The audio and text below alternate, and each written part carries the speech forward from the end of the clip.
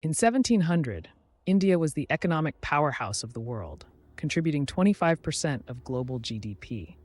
Its fertile lands produced abundant crops, while skilled artisans crafted exquisite textiles that were coveted across continents. The country's advanced agricultural techniques and thriving trade networks made it richer than all of Europe combined at the time. India's wealth wasn't just in agriculture. Its manufacturing sector was equally impressive.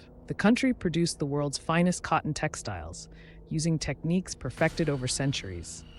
Indian fabrics were so superior that they accounted for 60% of global textile trade. The famous Dhaka muslin was so fine it could pass through a ring, yet strong enough to last generations. India's economic sophistication extended beyond production. It had developed advanced financial systems, including the hundi, a form of credit instrument that facilitated trade across vast distances. The subcontinent's banking networks were more extensive than Europe's, with merchant guilds offering loans and insurance. This financial infrastructure supported India's position as the world's manufacturing hub. In 1757, the British East India Company won the Battle of Plassey, marking the beginning of colonial economic domination. What started as a trading company became a ruthless tax collector, extracting up to 50% of agricultural produce from farmers. Within 20 years, the company's revenues from Bengal increased by an astonishing 2,000%, draining wealth from India's economy. Britain systematically destroyed India's manufacturing advantages.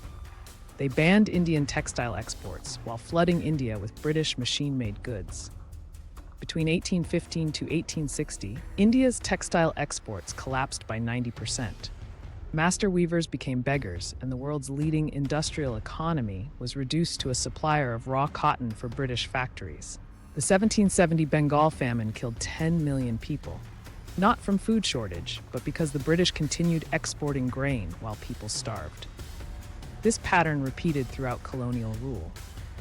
Historians estimate that 30 million Indians died in preventable famines under British administration, as food was treated as a commodity rather than a basic human need. Britain didn't just take India's wealth, it stole its cultural heritage. The Koh-i-Noor diamond, valued at nearly $200 million today, was taken from a child king. Countless artifacts, manuscripts, and treasures were shipped to Britain. This cultural plunder was both material and intellectual, with traditional knowledge systems deliberately undermined. By 1947, when India gained independence, its share of world GDP had plummeted from 25% to just 4%. Meanwhile, Britain had become 40 times richer per capita. The colonial economy was structured to benefit Britain.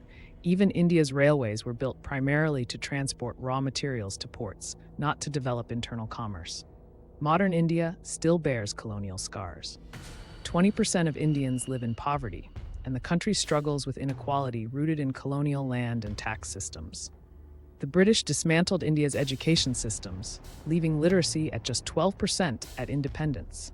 It would take until 1991 for India's per capita income to return to pre-colonial levels. Today, India is rediscovering its economic potential. Traditional industries like handloom textiles and Ayurvedic medicine are being revitalized. With one of the world's fastest-growing economies, India is finally recovering the global economic position it held before colonialism. The challenge now is to learn from history while building a more equitable future.